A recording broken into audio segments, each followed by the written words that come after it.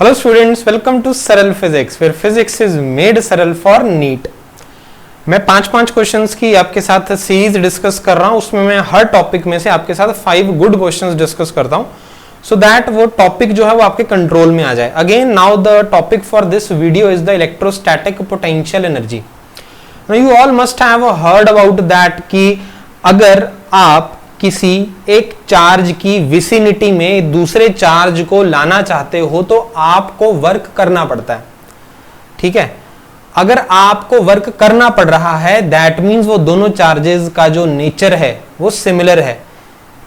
Similar nature होने के कारण पहला चार्ज दूसरे वाले को रिपेल करेगा और आप उसी रिपल्शन के अगेंस्ट फोर्स लगाओगे और उसको यहां पे लेके आओगे तो उसके अंदर एनर्जी स्टोर हो जाएगी। तो पॉजिटिव इलेक्ट्रोस्टैटिक पोटेंशियल एनर्जी। पर अगर कोई नेगेटिव चार्ज पॉजिटिव मतलब ऑपोजिट साइन का चार्ज अगर आप एक चार्ज की विसिनिटी में लेकर आ रहे हो तो उसको तो लाने की जरूरत नहीं पड़ेगी, उसको रोकने की जरूरत पड़ेगी एक जगह आके। तो इसीलिए जैसे ही आप उसको रोकोगे तो उसकी एनर्जी लूज हो जाएगी जो उसने गेन करी हुई थी काइनेटिक एनर्जी अपने मोशन की वजह से इसकी तरफ आ रहा था, आपने उसको रोक दिया कि यहां रुक जा। जैसे ही वो सारी की सारी एनर्जी लूज कर गई तो उसकी जो इलेक्ट्रोस्टैटिक पोटेंशियल एनर्जी है वो नेगेटिव हो जाती है। तो इलेक्ट्रोस्टैटिक पोटेंशियल एनर्जी हमेशा एक गिवन पेयर के लिए आप डिफाइन करते हो कि ये मेरे पास एक चार्ज Q1 है, इस Q2 को मैंने यहां पे रखा हुआ है, तो इस पेयर के पास कितनी इलेक्ट्रोस्टैटिक पोटेंशियल एनर्जी है वो यहां से डिसाइड होता है कि इसकी विसिनिटी के में जब मैं इसको इन्फिनिटी से लेके आया तो कितना वर्क हुआ। अगर इसका और इसका नेचर सेम है तो जितना मैं वर्क करूंगा वो इसकी यहां पे आके इलेक्ट्रोस्टैटिक पोटेंशियल एनर्जी बन जाएगा पॉजिटिव। और अगर इसका नेचर इससे ऑपोजिट हुआ तो ये तो अपनी तरफ से ही मतलब कि अपने ही तरीके से यू कैन से कि अपने आप ये वाला जो चार्ज है इसकी तरफ आ रहा है पर आपने यहां इसको रोक दिया। जैसे इसको रोका तो energy is lost, kinetic energy lose हो गई वहां पे, तो वो इवेंचुअली नेगेटिव पोटेंशियल एनर्जी आ जाएगी। तो एक एक्सप्रेशन होता है U is equal to K Q1 Q2 upon R, ये आपको याद रखना होता है इसके लिए। ठीक है, अब चलो क्वेश्चंस की बात करते हैं। मैं 5 क्वेश्चंस डिस्कस करूंगा आपके साथ इसी कॉन्सेप्ट के ऊपर जहां पे एनर्जी से रिलेटेड मैं क्वेश्चन आपके साथ डिस्कस करने वाला हूं अब जो इलेक्ट्रोस्टैटिक चार्जेस में है। तो फर्स्ट क्वेश्चन देखो यहां पे अब ध्यान से, ये एक मेटल प्लेट है। इस मेटल प्लेट के राइट साइड में आपने एक इलेक्ट्रॉन गन रखी। इलेक्ट्रॉन गन क्या करती है, इलेक्ट्रॉन्स को जो है एमिट करती है। यहां से एक इलेक्ट्रॉन निकला कितनी एनर्जी लेकर, 100 इलेक्ट्रॉन वोल्ट। ये जो 100 इलेक्ट्रॉन वोल्ट है ये इलेक्ट्रॉन की काइनेटिक एनर्जी है। आपसे ये बोला जा रहा है कि ये जो मेटल प्लेट है इसके ऊपर सरफेस एरिया चार्ज डेंसिटी जो दे रखी है आपको सिग्मा -2 × 10⁻⁻⁶ कूलम पर मीटर स्क्वायर है। मतलब ये है कि इसके ऊपर नेगेटिव चार्ज है, इलेक्ट्रॉन के ऊपर भी नेगेटिव चार्ज है और ये वाला जो इलेक्ट्रॉन है वो इसके ऊपर स्ट्राइक करे। बट क्वेश्चन इज ऐसा कितना डिस्टेंस में इलेक्ट्रॉन गन का इस मेटल प्लेट से रखूं सो दैट जो इलेक्ट्रॉन्स हैं वो प्लेट को स्ट्राइक करें विद 0 वेलोसिटी। कहने का मतलब है जैसे ही इलेक्ट्रॉन इसको स्ट्राइक करे उसकी सारी की सारी जो काइनेटिक एनर्जी है वो खत्म हो जाए, कंज्यूम हो जाए। अब आपको एक बात समझनी है, कॉमन सेंस लगानी है। यहां पे जो काइनेटिक एनर्जी आपने एक इलेक्ट्रॉन को इलेक्ट्रॉन गन के थ्रू प्रोवाइड करी थी वो जाएगी कहां पे। आपने जब इस इलेक्ट्रॉन को इलेक्ट्रॉन गन के थ्रू काइनेटिक एनर्जी दी तो वो अपनी काइनेटिक एनर्जी लेकर इसकी तरफ भागा, इसने भी उसको रोकना स्टार्ट किया। अब ये इसको रोकेगा कैसे, रिपेल करके, पर ये इधर को आने की कोशिश करेगा और आता जाएगा क्योंकि इसके पास काइनेटिक एनर्जी है। ये तब तक आता जाएगा जब तक इसकी काइनेटिक एनर्जी खत्म ना हो जाए। पर मैं चाहता हूं इसकी काइनेटिक एनर्जी खत्म कब हो, जब ये बिल्कुल इसको स्ट्राइक करे, क्योंकि अगर उससे पहले ही उसकी काइनेटिक एनर्जी खत्म हो गई दैट मींस वो इसको कभी स्ट्राइक ही नहीं करेगा। तो मुझे D की वैल्यू कुछ इस तरीके से एडजस्ट करनी है कि इसकी जो 100 इलेक्ट्रॉन वोल्ट की काइनेटिक एनर्जी है वो उस डिस्टेंस D में ट्रैवल करते हुए जो वर्क करेगी उसमें कंज्यूम हो जाए। तो जैसे ही वो यहां पहुंचे मतलब जैसे ही इसको स्ट्राइक करे तो उसकी काइनेटिक एनर्जी 0 हो जाए। आई होप आपको समझ में आ गया। तो इन सिंपल लैंग्वेज क्वेश्चन आपका ये है, आपको 100 रुपीज देकर यहां से इलेक्ट्रॉन गन ने भेजा और आपको 100 रुपीज खर्च करने हैं इस पूरे रास्ते में। मतलब आप ये बोलोगे कि मेरे 100 रुपीज तभी खत्म हुए जैसे ही मैं इस मेटल प्लेट के पास पहुंचा, जैसे ही मैंने इसको स्ट्राइक किया तभी खत्म हुए। ना पहले खत्म करने हैं ना बाद में खत्म करने हैं। आपको ये 100 रुपए तभी खत्म करने हैं जैसे ही आप इस प्लेट को टकराओगे, प्लेट के साथ पहुंचोगे, प्लेट के पास पहुंचोगे। अब वो कैसे होगा, ये वाली जो काइनेटिक एनर्जी है पूरी की पूरी कंज्यूम होगी अगेन इन, किस में कंज्यूम होगी? In doing the work against the electrostatic force. ठीक है, तो अगर वर्क एनर्जी थ्योरम यहां पे मैं लगाऊं तो काइनेटिक एनर्जी जो है इलेक्ट्रॉन की, that will be consumed in doing the work against, किसके अगेंस्ट करना है work? Electric force. Kinetic energy electron के पास कितनी है? 100 इलेक्ट्रॉन वोल्ट। वर्क डन कितना होता है? वर्क क्या होता है? Force into displacement. फोर्स कितनी लग रही है इलेक्ट्रॉन के ऊपर जिसके अगेंस्ट उसको इधर चल के ट्रैवल करना है, that is Q into E. Q is the charge on electron, E is the electric field. ठीक है, एंड डिस्प्लेसमेंट कितना है? D। आ रही है बात आपको समझ में कैसे करना है इस क्वेश्चन को हमने?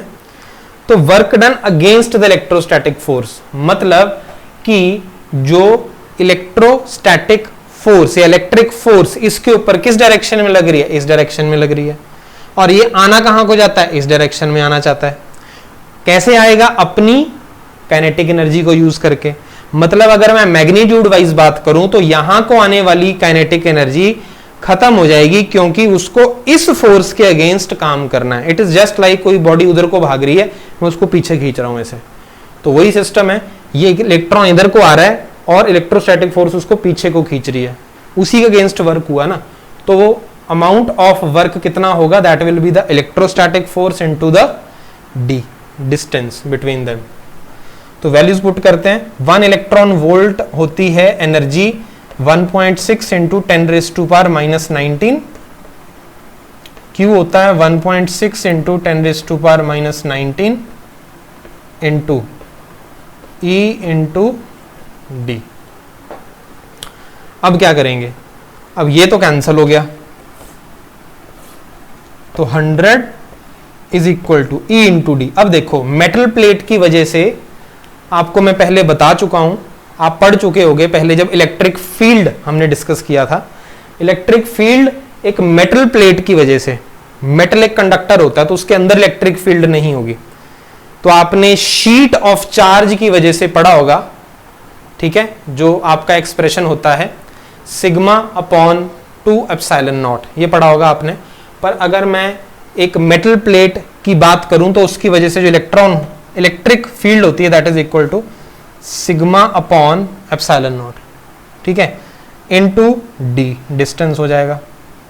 तो अब 100 इंटू एप्सिलॉन नॉट कितना है? 8.85 इंटू 10⁻⁻12 अपॉन सिग्मा कितना है? सिग्मा की वैल्यू आपको जो दे रखी है दैट इज -2 इंटू 10⁻⁻6। अब ये तो माइनस आ गया, यहाँ पे तो गड़बड़ हो गई। गड़बड़ नहीं हो गई एक्चुअली, यहाँ पे मैंने साइन नहीं लगाया, तो जब आप Q की वैल्यू पुट करोगे तो वो चार्ज नेगेटिव होगा ना, तो यहाँ पे एक्चुअली ये नेगेटिव ही चल रहा है, तो माइनस सिग्मा, तो minus of sigma will be this one, तो प्लस हो जाएगा। आ रही है बात समझ में? So this is your 8.85 upon 2 into 10⁻⁻, ये -12, ये +2 +6 is equal to d. Clear है? So this becomes 4.4 into 10⁻⁻4 is equal to d. इसको मैं लिख सकता हूं d is equal to 0.44 into 10⁻⁻3 metres, या इसको मैं लिख सकता हूं 0.44 mm। तो कितना d रखने पर जो ये 100 इलेक्ट्रॉन वोल्ट काइनेटिक एनर्जी लेकर निकला हुआ इलेक्ट्रॉन यहां पे जीरो वेलोसिटी से स्ट्राइक करेगा, दैट इज 0.44 mm। अब देखो डायग्रामेटिकली तो काफी हमने ब्रॉड बना दिया डायग्राम, पर 0.4 mm होता कितना है? बहुत बारीक। तो in this way you have to solve this question. आया समझ में? चलो नेक्स्ट क्वेश्चन करते हैं। नेक्स्ट क्वेश्चन देखो, यहां पे आपको ये जो ग्रीन कलर में एरोज दे रखे हैं, this is the electric field. इस इलेक्ट्रिक फील्ड में 3 चार्जेस रखे हुए हैं in the form of equilateral triangle, जिसमें साइड्स की जो लेंथ है that is 2 metres 2 metres 2 metres. Charges जिन पोजीशंस पर रखे हुए हैं उनके नेम्स हैं ए, बी और सी। अब वो आपसे ये पूछ रहा है अगर इलेक्ट्रिक फील्ड है मेरी 10 न्यूटन पर कूलम इस डायरेक्शन में, तो आपको बताना है V A minus we B की क्या वैल्यू होगी और V B minus we C की वैल्यू क्या होगी। इस क्वेश्चन को करने से पहले एक कॉन्सेप्ट मैं आपको बता दूं जिसकी नॉलेज आपको इस क्वेश्चन को सॉल्व करने में हेल्प कर सकती है। That is E is equal to minus D V over D R. इसका क्या मतलब होता है? dv अपॉन डी आर का मतलब है rate of change of potential with respect to distance. अब थोड़ा सा और इसको मैं क्लैरिफाई करके बनाता हूं आपको। जैसे मान लो मैं 1 से 2 जा रहा हूं, तो इलेक्ट्रिक फील्ड मेरी क्या हो जाएगी? माइनस ऑफ dv होता है चेंज। 1 से 2 जा रहा हूं तो this will be v2 minus v1 और डिस्टेंस मान लो मैंने r कवर किया, तो this will be actually v1 minus v2 upon r। तो अगर इलेक्ट्रिक फील्ड की वैल्यू मेरी, मैं आपको बताता हूं कि पॉजिटिव है, अगर E की वैल्यू मेरी पॉजिटिव है, वो पॉजिटिव कैसे आएगी? अगर मेरा V1 ज्यादा हुआ V2 से, फिर से सुन लो क्या बोल रहा हूं। dV का मीनिंग होता है फाइनल माइनस इनिशियल। मैंने ऐसे किया, ये माइनस चल रहा है साथ में, फिर इस माइनस ने इसको V1 माइनस V2 बना दिया। V1 माइनस V2, R तो पॉजिटिव ही रहेगा जिस डायरेक्शन में मैं चल रहा हूं, मतलब R की तो वैल्यू हो, तो डिस्टेंस है जिसमें मैंने ट्रैवल किया, V1 माइनस V2। अब ये जो V1 माइनस V2 है मुझे ये बताता है कि जब मैं 1 से 2 जा रहा हूं तो V1 1 पे पोटेंशियल है, V2 2 पे पोटेंशियल है। अगर V1 माइनस V2 पॉजिटिव आ रहा है, इसका मतलब 1 पे जो पोटेंशियल है वो ज्यादा है 2 से। क्लियर होगी बात? तो अगर मेरी इलेक्ट्रिक फील्ड पॉजिटिव आ रही है, इसका मतलब ये हुआ कि ये चीज भी पॉजिटिव होगी, ये चीज पॉजिटिव का मतलब है V1 बड़ा है V2 से। तो इन नटशेल कहना मैं ये चाहता हूं कि इलेक्ट्रिक फील्ड जिस डायरेक्शन में आपकी होती है, the direction of the electric field, उस डायरेक्शन में जो पोटेंशियल है वो डिक्रीज करता है। मतलब अगर मैं 1 से 2 जा रहा हूं तो मेरी इलेक्ट्रिक फील्ड अगर इधर को जा रही है, तो इसका मतलब ये है कि 1 पे जो पोटेंशियल होगा वो 2 वाले पोटेंशियल से ज्यादा होगा। ये मेरी इलेक्ट्रिक फील्ड है। तो E is equal to minus dV by D R. Minus dV by D R का मतलब होता है कि जो इलेक्ट्रिक फील्ड होती है, it is in the direction, it is in the direction of drop of electric potential. कि अगर मेरे रीजन में यहां पे पोटेंशियल 10 वोल्ट है, यहां पे 6 वोल्ट है, यहां पे 4 वोल्ट है, तो मेरी इलेक्ट्रिक फील्ड ऐसे होगी, इन the direction of dropping of the electric potential, the rate of change of potential with respect to distance. I hope आपको ये मैथमेटिकल एनालिसिस और ये कॉमन सेंस एनालिसिस समझ में आया। जिस डायरेक्शन में पोटेंशियल कम हो रहा है उस डायरेक्शन में इलेक्ट्रिक फील्ड होगी, ये मतलब है इस पूरी कहानी का। इस क्वेश्चन में अप्लाई करें इस कहानी को। अब कहानी मीन्स इस कॉन्सेप्ट को अप्लाई करते हैं। चलो देखते हैं कैसे करेंगे इस क्वेश्चन को हम। अब यहां पे वो आपसे क्या पूछ रहा है? इलेक्ट्रिक फील्ड उसने बता दी इस डायरेक्शन में, तो एक बात यहां से आप पक्का कर सकते हो कि इस डायरेक्शन में जो मेरा पोटेंशियल होगा, इलेक्ट्रिक पोटेंशियल, वो डिक्रीज कर रहा है। जिस डायरेक्शन में इलेक्ट्रिक फील्ड होती है उस डायरेक्शन में पोटेंशियल जो होता है वो डिक्रीज करता है। बिल्कुल सही बात है। ओके, अब बात करते हैं ए और बी के बीच में। ए और बी के बीच में बात करते हैं। ए मेरा पॉइंट है ये, बी मेरा पॉइंट है ये। मतलब अगर मैं इलेक्ट्रिक फील्ड की डायरेक्शन में जा रहा हूं तो पहले पॉइंट मेरा बी आता है, उसके बाद ए आता है। पहले बी आएगा फिर ए आएगा। तो इसके हिसाब से E is equal to minus dV का मतलब होता क्या है? Final minus initial. A B में फाइनल पॉइंट कौन सा है? ए। इनिशियल कौन सा है? बी। क्योंकि जब आप ऐसे जा रहे हो तो इस ट्रायंगल में कौन सा चार्ज आपको पहले मिलेगा? बी वाला। बाद में मिलेगा ए वाला। तो दिस विल बी dV हो जाएगा VA minus VB upon R। So this will be VB minus VA upon R E। अब आर का मतलब क्या है, जब मैं बी से ए गया तो ऐसे कितना ट्रेवल किया, तो यहां से एक परपेंडिकुलर ड्रॉ करोगे ये, तो ये है मेरा आर जो मैंने ट्रेवल किया, चार्ज ने ट्रेवल किया, मतलब ये कितना होगा, ये इक्विलेटरल ट्रायंगल है तो ये इसको इक्वल पार्ट्स में डिवाइड करेगा, बाइसेक्ट करेगा, टोटल 2 है तो ये 1 हो गया, ये 1 मीटर हो गया, तो आर मेरा 1 हो जाएगा। ई की वैल्यू 10 दे रखी है, तो 10 is equal to V B minus V A upon 1, तो V B minus V A कितना हो जाएगा, दैट विल बी 10 वोल्ट्स। पर मुझे क्या पूछा है, V A minus we B, V A minus we B is equal to minus 10 volts. Minus plus तो अब आप बिना सॉल्व किए हुए ही बता सकते हो, जिस डायरेक्शन में आप इलेक्ट्रिक फील्ड की डायरेक्शन में आप चलते हो तो उस डायरेक्शन में पोटेंशियल ने डिक्रीज होना है। वो आपसे V A minus we B पूछ रहा है, मतलब बाद वाले पॉइंट में से आपको पहले वाले का माइनस करना है, तो आंसर नेगेटिव में ही आना। पर मैंने यहाँ पे मैथमेटिकली भी समझा दिया आपको। Similarly v B minus we c भी कर सकते हो। अब मुझे बताओ v B minus we c जब आप करोगे तो आंसर पॉजिटिव में आएगा, क्योंकि v B is at higher potential and c is at lower potential. ठीक है, तो यही वाला एक्सप्रेशन अगर अब मैं यहां पे लगाऊं बी और सी के ऊपर, तो ई विल बी, कहां से कहां जा रहे हैं हम जा रहे हैं b to c, b to c जा रहे हैं। यहां पे हम कहां से कहां जा रहे थे, बी से ए जा रहे थे, तो मेरा बना था V B minus V A. यहां पर मैं बी टू सी जा रहा हूं तो ये बनेगा V B minus we C upon distance कितना ट्रेवल किया 2, तो V B minus we C कितना हो जाएगा आपका, इसकी वैल्यू है 10, 10 टू ज़ा 20 वोल्ट्स। सिंपल, आ गया समझ में कैसे करना है इस क्वेश्चन को हमने। So in this way you will solve this question. चलो नेक्स्ट क्वेश्चन करते हैं। नेक्स्ट क्वेश्चन देखो यहाँ पे लिखा है, when 2 microcoulomb charge is carried from a to b, amount of work done by the electric field is 50 microjoules. What is potential difference between them and which is at higher potential? मान लो electric field जो है आपकी, it is like this,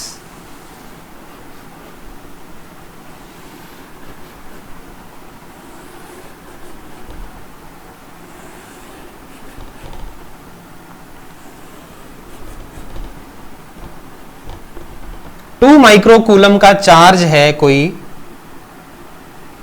उस charge को वो क्या करती है, ए से बी कैरी करती है। ऐसा करते हुए जो वर्क डन करती है इलेक्ट्रिक फील्ड वो है 50 जूल का। Work done by electric field is equal to 50 microjoule. Potential difference पूछा जा रहा है वी ए और वी बी के बीच में, और पूछ रहे हैं आपसे कौन सा हायर पोटेंशियल पे है। क्योंकि हमारा कॉन्सेप्ट क्लियर है तो डायग्राम देख के हम बहुत इजीली बता सकते हैं कि a will be at higher potential, b will be at lower potential, because electric field is in the direction in which the potential drops. पर चलो हम फॉर्मूला के हिसाब से भी इसको सॉल्व करेंगे। ई किसके इक्वल होता है, that is equal to minus D V upon D R. हम कहां से कहां जा रहे हैं, ए से B, so that will be minus of V B minus V A upon distance कितना ट्रेवल किया हमने, दैट इज आर मान लेते हैं इसको, डिस्टेंस हम मान लेते हैं आर। तो E into are is equal to V A minus we B हो जाएगा। आपको पता है इलेक्ट्रिक फील्ड क्या होता है, force per unit charge, force per unit charge. तो यहां पर अगर मैंने चार्ज क्यू है बेसिकली रखा हुआ, तो फोर्स पर यूनिट चार्ज, ये इलेक्ट्रिक फील्ड किसी पीछे रखे हुए चार्ज की वजह से आ रही है, सोर्स चार्ज अलग है। पर यहां पर अगर मैं किसी चार्ज क्यू को रखता हूं तो force per unit that charge is the electric field at that point into r is equal to V A minus we b. अब क्यू को उधर ले जाओ, F into are is equal to q into v A minus we b. Force into displacement is the work done, Q into v A minus we b. आ गया, देखो वही expression जो पोटेंशियल डिफरेंस का डिस्कस किया था हमने। Potential difference क्या होता है, v a minus v b, work done per unit charge, नीचे आएगा। तो रिलेटेड है ये फॉर्मूला सारे के सारे। 50 micro joules sorry work done है आपका, ठीक है। और आपका जो यहां पे चार्ज है that is 2 into 10⁻⁻6 into v a minus v b, 25 से। तो VA माइनस VB निकल के आया आपका 25 वोल्ट्स प्लस में, और इसका मतलब है VA is greater than VB। तो हमने इसको डायग्रामेटिकली भी प्रूव कर दिया, डायग्रामेटिकली कॉमन सेंस लगा के भी बता दिया, और हमने मैथमेटिकली भी इसको प्रूव कर दिया। तो 25 वोल्ट रहेगा और हायर पोटेंशियल पे कौन होगा, A। नेक्स्ट क्वेश्चन करते हैं फिर। अब look at this question now. यहां पे आपको 3 कंसेंट्रिक स्फेरिकल शेल्स दे रखे हैं। There are 3 concentric spherical shells of radius A, B, C respectively. उनकी सरफेस चार्ज डेंसिटीज हैं sigma, minus sigma and plus sigma. आपको बताना है पोटेंशियल पॉइंट A पर क्या होगा, पोटेंशियल पॉइंट B पर क्या होगा, पोटेंशियल पॉइंट C पर क्या होगा। जब आप इस डायग्राम को ध्यान से देखोगे तो आपको ये समझ में आएगा कि जो पॉइंट A है वो फर्स्ट स्फेरिकल शेल के सरफेस पर है, और सेकेंड और थर्ड स्फेरिकल शेल के इनसाइड है।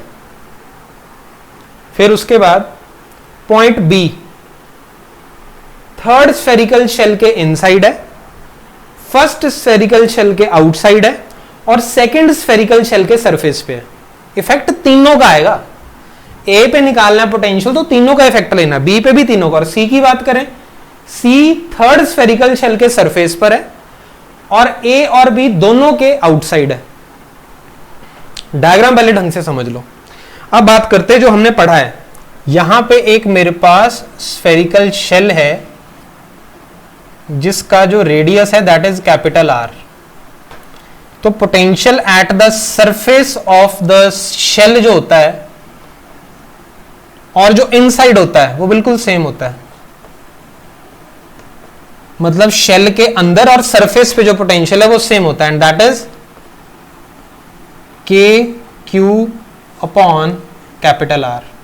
सो that is Q upon 4 pi epsilon naught R. ये एक्सप्रेशन सभी को याद होता है, सभी इसको याद करके रखते हैं एक्सप्रेशन को, कि जनरली जब हम डिराइव करते हैं तो इसी को करते हैं। पर मान लो अगर कभी शेल आपको दे दिया और उसने चार्ज ना देकर आपको चार्ज डेंसिटी दे दी, तब इस एक्सप्रेशन को कैसे यूज किया जाएगा। मैं यहीं पर आर से मल्टीप्लाई और डिवाइड कर रहा हूं ताकि ये एक्सप्रेशन मेरा कुछ ऐसे बन जाए, Q upon 4 pi R square.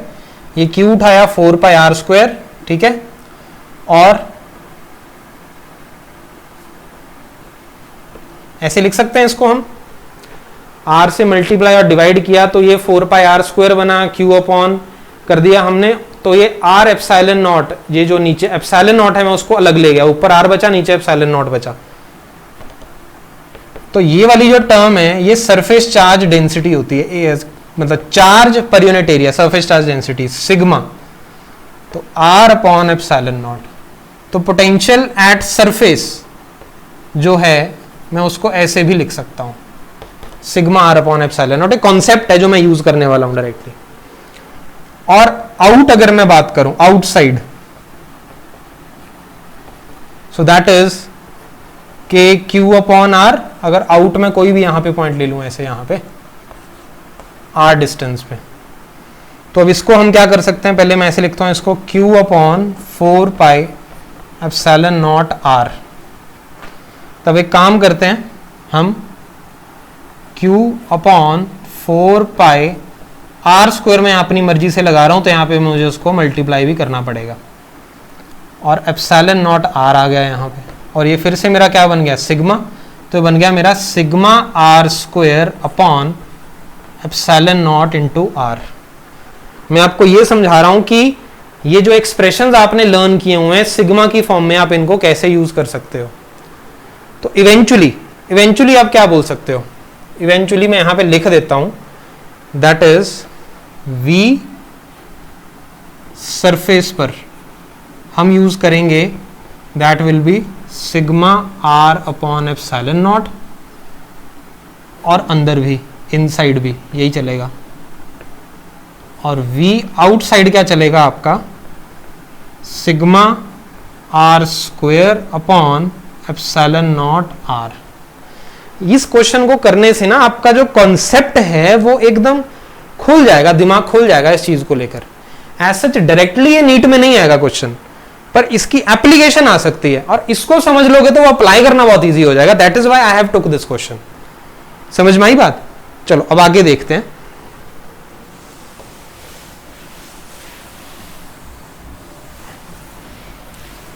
अभी तक तो मैंने कॉन्सेप्ट बताया आपको, अब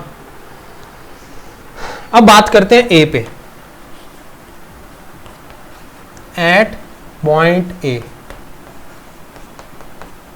वी ए क्या होगा? देखो जो ए पॉइंट है वो फर्स्ट शेल के लिए सरफेस पे है।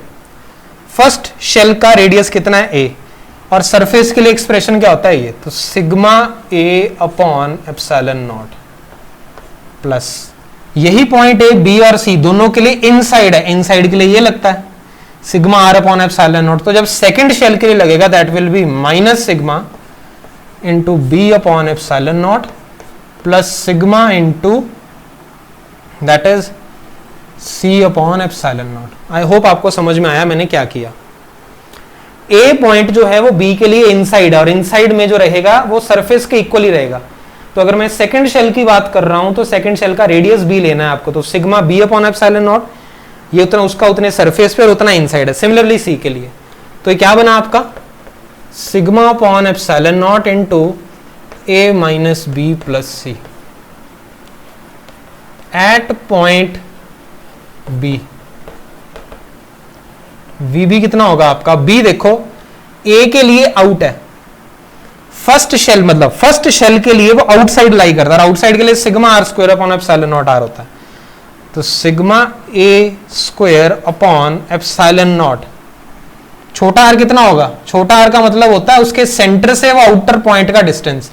ये सेंटर है ए का, आउटर पॉइंट है आपका बी, तो डिस्टेंस कितना हुआ सेंटर से? बी हुआ इसका radius, plus minus sigma into, अब मुझे इसी शेल की वजह से इस पॉइंट पे निकालना है, सरफेस हो गया तो are upon epsilon naught, b upon epsilon naught, और थर्ड के लिए ये इनसाइड है, that will be sigma C upon epsilon naught. तो ये बना आपका sigma upon epsilon naught a square upon b minus B plus c. समझ में आया? ऐसे आपको ये सॉल्व करना है। सी पे देखते हैं।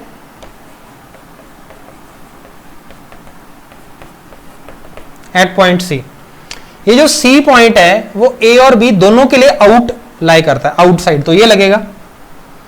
तो V at C will be equal to, first shell के लिए आउटर पॉइंट है वो, तो ये बनेगा sigma A square upon epsilon naught C, plus second वाले का भी सेम है minus sigma B square upon epsilon naught into C, plus third shell के लिए तो सरफेस पे ही लाई कर रहा है, तो सिग्मा सी अपॉन एप्सिलॉन नॉट। तो क्या बना ये इवेंचुअली आपका? इवेंचुअली ये बनेगा सिग्मा अपॉन एप्सिलॉन नॉट, अंदर बचा आपका a square upon c minus b square upon c plus c, plus c, ये बनेगा आपका। अब मैं आपको एक बात बताता हूं, पूछता हूं क्वेश्चन एक, ये मैंने आपको केस बता दिया। अब अगर आपको ये समझ में आ गया तो आपने एक कंडीशन बतानी है मुझे, क्या कंडीशन निकल के आएगी अगर मैं वी ए और वी सी को इक्वल कर दूं। आप मुझे इसका आंसर कमेंट सेक्शन में दोगे, और अगर वो सही हुआ तो मैं वहीं पे उसको बता दूंगा कि दैट इज करेक्ट। समझ में आ गया क्वेश्चन? ये पूरा एनालिसिस करने के बाद मैं ये कह रहा हूं वो कंडीशन फाइंड आउट करो जिसमें ए और सी का पोटेंशियल सेम हो जाए, रेडियस में रिलेशन आएगा कोई, तो वो आपको कैलकुलेट करना और मुझे कमेंट सेक्शन में बताना है, ठीक है?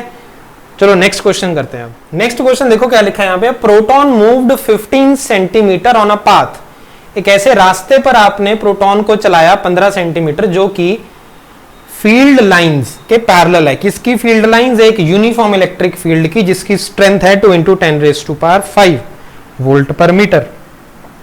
तो मैं पहले इलेक्ट्रिक फील्ड बना दूं,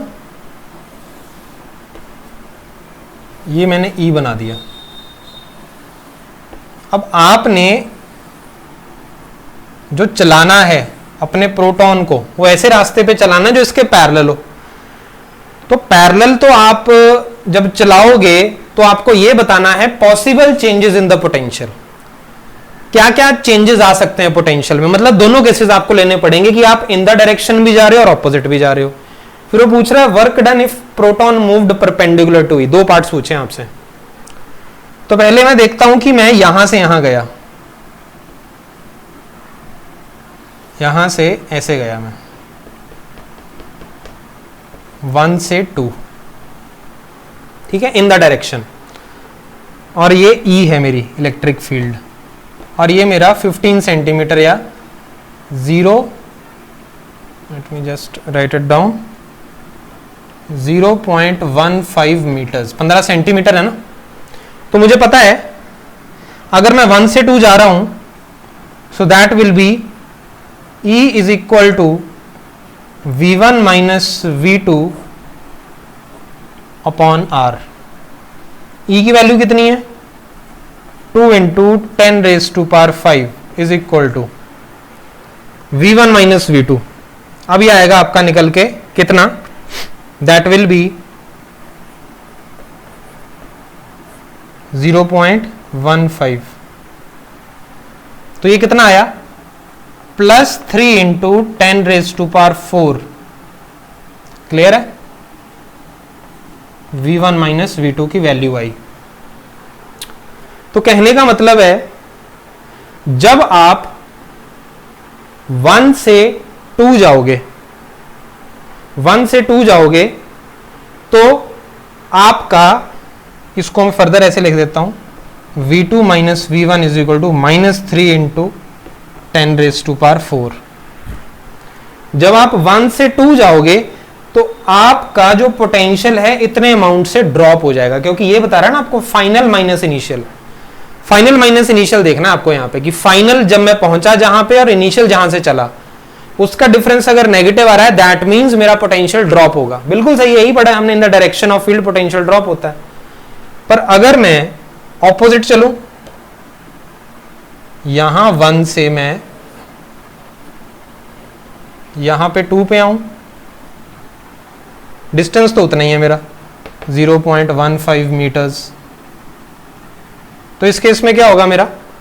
अब मैं 1 से 2 जा रहा हूं। क्लियर है? तो अब इसमें क्या करना पड़ेगा आपको? E की जो वैल्यू है, क्योंकि आप जिस डायरेक्शन में जा रहे हो E उसके ऑपोजिट जा रही है। तो आपकी डायरेक्शन अगर ऐसे है, E ऐसे है, तो आप उसकी वैल्यू को नेगेटिव लोगे, E की वैल्यू को नेगेटिव लोगे। So that will be -2 × 10⁵ is equal to, it is equal to V1 minus V2 upon 0.15। तो V1 माइनस V2 यहां से निकल के आया -3 × 10⁴, या V2 माइनस V1 मुझे यहां पे बताना है क्योंकि मैं 1 से 2 गया हूं। तो +3 × 10⁴। मतलब जब आप अगेंस्ट द फील्ड 1 से 2 जा रहे हो तो आपका जो पोटेंशियल है वो +3 × 10⁴ वोल्ट से इंक्रीज होगा। और यही हमने पढ़ा है, इन द डायरेक्शन पोटेंशियल डिक्रीज होता है, against the direction of electric field जो पोटेंशियल आपका वो इंक्रीज करता है। बिल्कुल सही, दो केसेस बन गए आपके, जिसमें अगर आप ऐसे जा रहे हो तो ड्रॉप, आपके केस में यहां पे देखो ये ड्रॉप आएगा, और इस केस में आपका यहां पे क्या आएगा? That will be a rise. अब वो पूछ रहा है work done if the proton moved perpendicular to E. अब आपकी जो इलेक्ट्रिक फील्ड लाइंस है वो ऐसी हैं। मैं एक परपेंडिकुलर लाइन ड्रॉ करता हूं, ये होगी ना परपेंडिकुलर लाइन 90 डिग्री पे। ठीक है। अब या मैं यहाँ पे डायग्राम ही दोबारा ड्रॉ कर देता हूं, आपको क्लियरली समझ में आ जाएगा।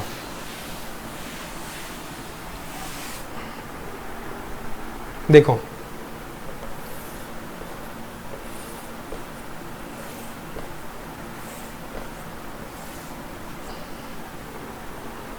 परपेंडिकुलर लाइंस ये होती हैं,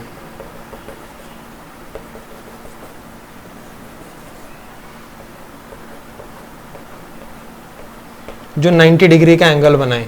ये सारे हर लाइन के साथ 90 का एंगल, इसको मैं नाम देता हूं लाइन को, ये 1 लाइन है, 2 लाइन है और 3 लाइन है। ये इलेक्ट्रिक फील्ड है। देखो जब मैं 1 से 2 जा रहा हूं, 2 से 3 जा रहा हूं, तो मेरा जो पोटेंशियल है वो क्या होगा, डिक्रीज होगा। ये हमें पता लग चुका है अब। पर अगर मैं अपने किसको, प्रोटॉन को इसी 1 के ऊपर ही घुमाता रहूं, कभी नीचे ले आऊं कभी ऊपर ले जाऊं, पर हूं मैं इसी 1 पे। सिमिलरली अगर मैं इसको सिर्फ 2 पर ही घुमाता रहूं, नीचे ले आऊं फिर ऊपर ले जाऊं, सिमिलरली अगर मैं इसको सिर्फ कहां पे घुमाता रहूं, 3 पर ही घुमाता रहूं, कभी नीचे ले आऊं कभी ऊपर ले जाऊं। मतलब अगर आप अपने प्रोटॉन को परपेंडिकुलर डायरेक्शन में मूव करवाते रहोगे तो वो एक ही पोटेंशियल पे मूव कर रहा है। बात आ रही है समझ में? अगर वो एक ही पोटेंशियल पे मूव कर रहा है तो वर्क डन तो हुआ ही नहीं। वर्क डन तभी होता है जब आप पोटेंशियल दो ऐसे पॉइंट्स के बीच में मूव कराओ जिसके बीच में पोटेंशियल डिफरेंस हो, तब होता है वर्क। कि मुझे उसको हायर से लोअर पोटेंशियल पे ले जाना है तो वर्क है, वर्क चाहिए उस केस में। अगर मुझे लोअर से हायर लेके आना है तब भी उस केस में वर्क की इन्वॉल्वमेंट आएगी। पर अगर मेरा पोटेंशियल ही सेम है तो उसी चीज पे घूमने के लिए मुझे कोई वर्क थोड़ी करना पड़ेगा। तो जब भी आप किसी भी चार्ज्ड पार्टिकल को इलेक्ट्रिक फील्ड के परपेंडिकुलर मूव कराते हो तो वर्क डन जो होता है दैट इज 0, बिकॉज ये वाले जो सरफेसेस मैंने यहां बनाए हैं, लाइंस जो बनाई हैं, ये आपके कौन से सरफेसेस हैं? Equi potential surfaces. तो इक्वी पोटेंशियल सरफेस पे मूव करवाने के लिए चार्ज के ऊपर कोई भी वर्क करने की जरूरत नहीं होती, क्योंकि इलेक्ट्रिक इक्वी पोटेंशियल सरफेसेस हैं। ये भी इक्वी पोटेंशियल है, ये भी इक्वी पोटेंशियल है, ये भी इक्वी पोटेंशियल। पर हां, एक इक्वी पोटेंशियल से दूसरे इक्वी पोटेंशियल सरफेस तक ले जाने के लिए वर्क होगा। पर उसी इक्वी पोटेंशियल सरफेस पे घूमते हुए कोई भी वर्क नहीं होगा। तो इक्वी पोटेंशियल सरफेस पे, इक्वी पोटेंशियल का मतलब यही है कि इक्वल पोटेंशियल है, तो वहां पे वर्क की रिक्वायरमेंट नहीं होती। समझ में आया? तो आई होप ये 5 क्वेश्चंस अब करने के बाद you must have got a grip or you must have got a feel what this electric potential is all about, equipotential surfaces, electric field, potential drops. ठीक है? तो I will be coming up with more such sets of questions. So just till then keep revising, stay safe. Thank you.